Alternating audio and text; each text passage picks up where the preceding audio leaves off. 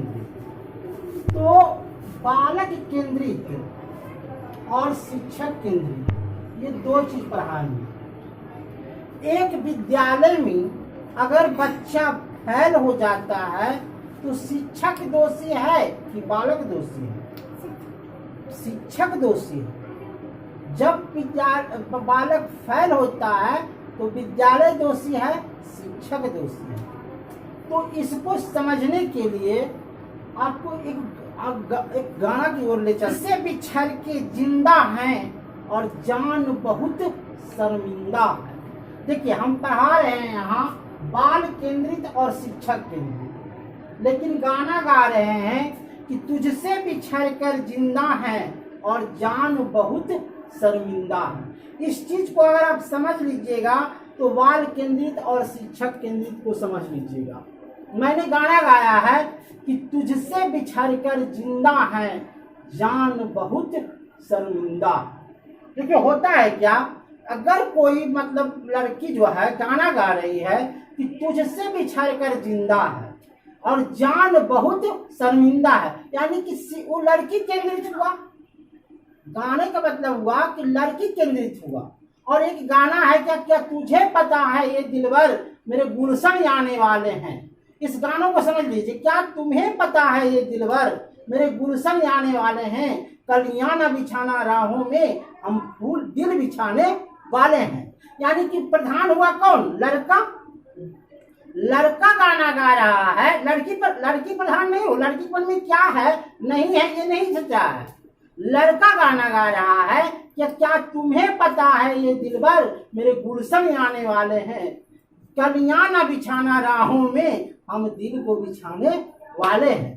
तो कहने का मतलब ये हुआ कि जो प्रधान होगा वही केंद्रित होगा, जो प्रधान होगा वही केंद्रित होगा।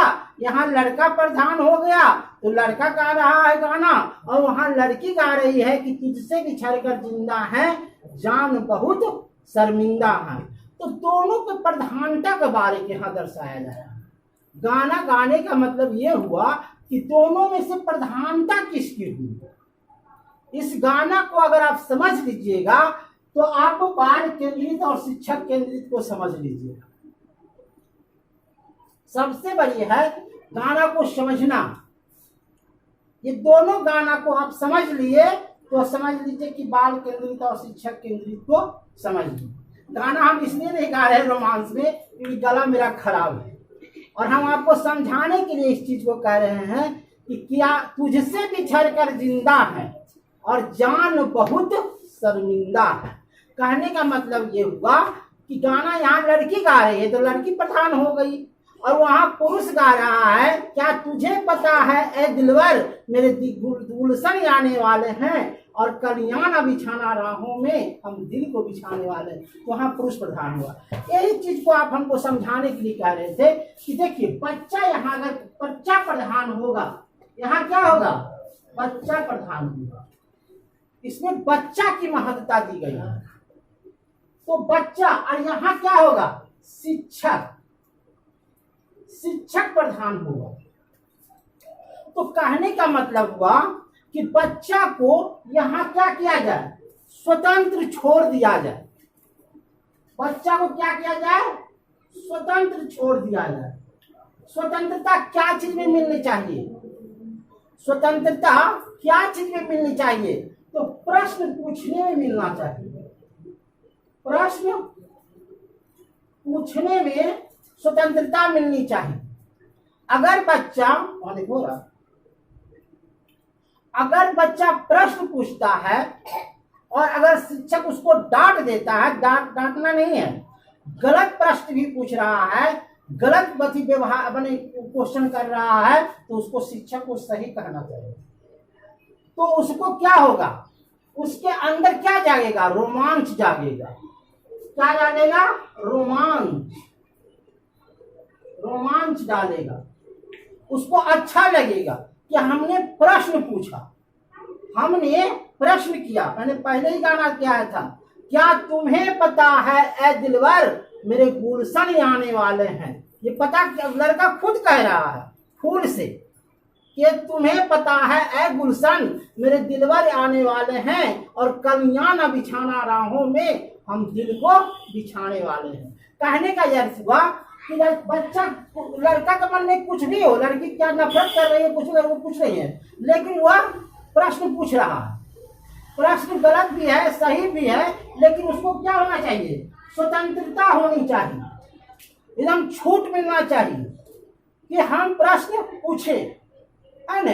उसी तरह से लड़की में भी वही होना चाहिए कि तुझसे बिछड़ कर जिंदा है और जान मेरी शर्मिंदा है।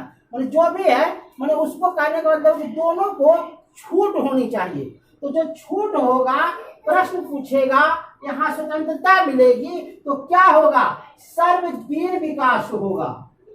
आय हाय देखो, सर्वगीण विकास होगा। देखिए क्या हो रहा है, कहानी में रोमांच आ रहा है।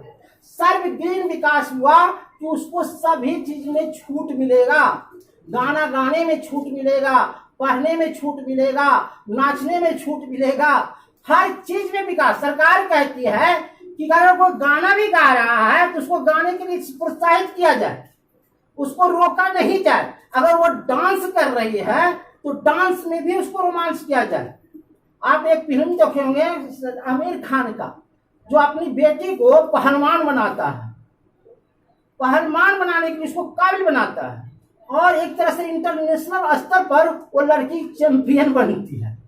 तो सरकार का कहना है कि कोई भी बच्चा अगर मान ली किसी क्षेत्र में अगर आगे बढ़ना चाहता है तो उसको बढ़ने दिया जाए, उसको रोका नहीं, उसकी जज्बात को रोका नहीं जाए। आज हम एक प्रश्न टीवी देख रहे थे, सोनू कुमार नीतीश कुमार से यह प्रश्न किया कि मुझे पढ़ने के लिए IAS तक परीक्षा किया जाए, तो क्या हुआ, उसके मन को जागृति हुई बेचारा सोनू कुमार को कि हमको IAS बनना है, हमारा बाबूजी थी शराब पीते हैं, थी पीते हैं।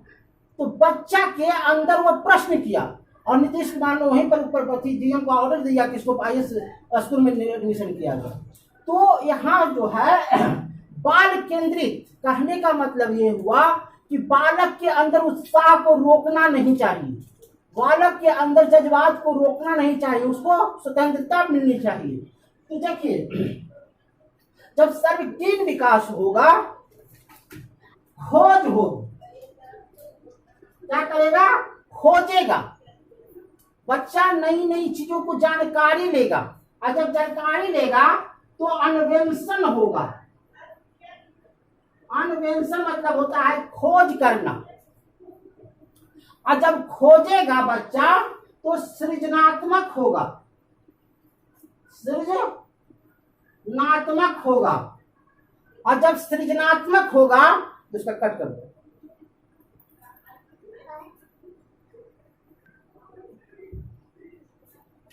क्या तुम्हें पता है ऐ गुलशन मेरे दिलवर आने वाले हैं और कलियां न बिछाना राहों में हम दिल को बिछाने वाले हैं।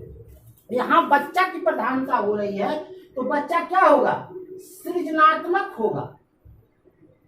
सृजनात्मक मतलब बच्चा के दिमाग में नई नई खोज होगी, नए नए बारे में सोचेगा, और जब सोचेगा तो वो क्या होगा, अवधारणा होगा। आए हाय देखिए, जब बदल रहा है उसका सिस्टम, और जब अवधारणा होगा तो वह उदाहरण सोचेगा।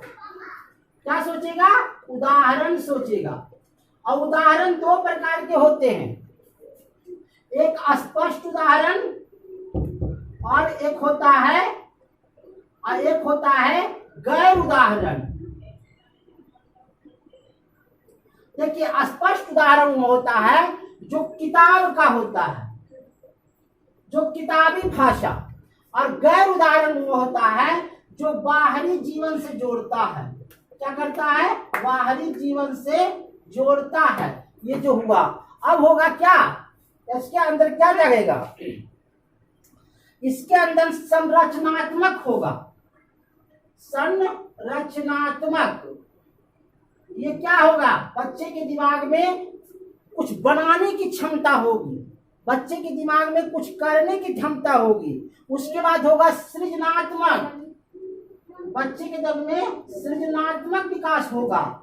सृजनात्मक के बाद होगा संरचनात्मक, संरचनात्मक, असल असल समझ लो तो हो गया। संकल्पनात्मक, संकल्पनात्मक तो मतलब क्या हुआ कि अगर बच्चा को प्रश्न पूछने में अगर हम डांट देते तो इतना विकास नहीं होता, बच्चा इतना विकास नहीं करता।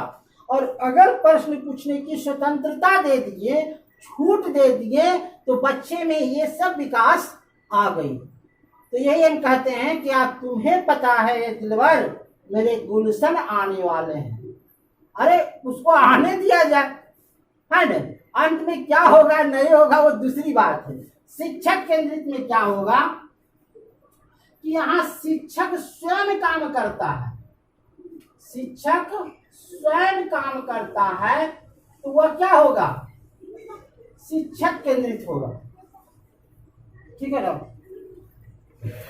शिक्षक स्वयं काम करता है तो शिक्षक केंद्रित होगा, शिक्षक स्वयं काम करता है तो शिक्षक केंद्रित होगा, शिक्षक स्वयं काम करता है तो शिक्षक केंद्रित होगा।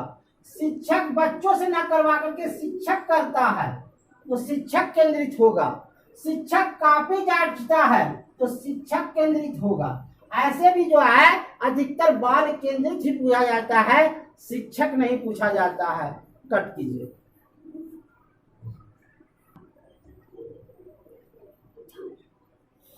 लगातार चल हो बंद करो। प्रगतिशील शिक्षा, प्रगतिशील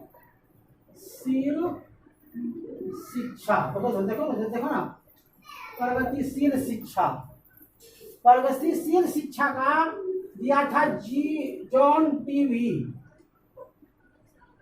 डीवी। ये क्या है, लैब विद्यालय, लैब विद्यालय।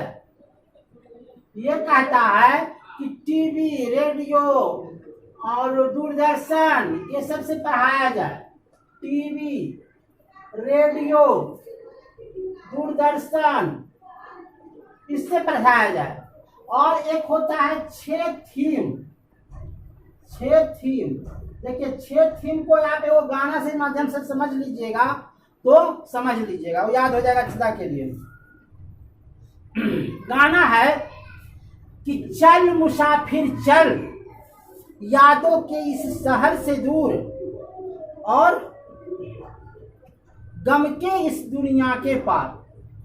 चल मुसाफिर चल यादों के इस शहर से दूर, गम के उस दुनिया के पार।